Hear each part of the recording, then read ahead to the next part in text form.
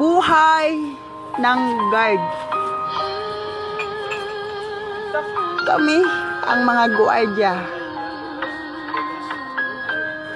Buhay ng guardia. Akala ng iba, paupo-upo at patayo-tayo lang. Trabaho daw ng mga tamad. Sabi ng iba. Pero mali sila. Di nila alam sa bawat araw sa pag-duty, kliyente at propiedad ng nasa sakupan aming binabantayan kahit pa magdamagan, handang lumaban.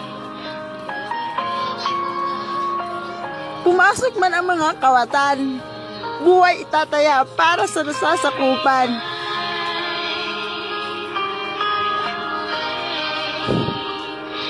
Turi ng iba, kami ay utusan.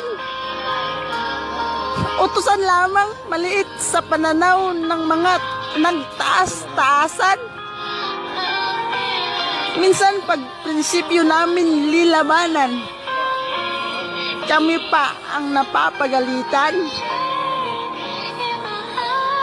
Paglalait ng iba at paghuhusga amin kinakaya para hindi mapaalis at may maliit na sahod na mauuwi sa pamilya. Lungkot, tintiis, kinakayang mag-isa.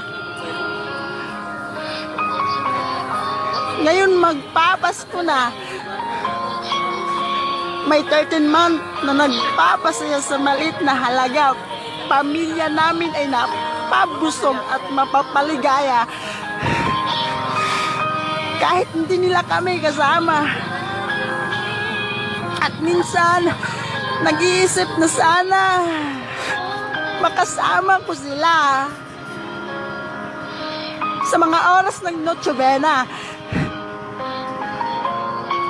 bagong taon, paparating pagbabantay at patuloy pa rin para mapanatiling ligtas at nasa seguridad ang nasa sakupan. Nakikinig sa mga putok at nanonood sa mga taong nagsasaya na kasama ang kanilang pamilya.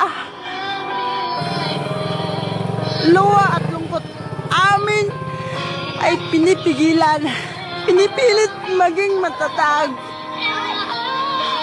Nakaya ang hamon ng buhay dahil kami ang guardia ng aming pamilya, handang magsakripisyo para mapaayos lang sila. Sa lahat ng mga guardia, saludong-saludo po ako sa inyo. Thanks for watching.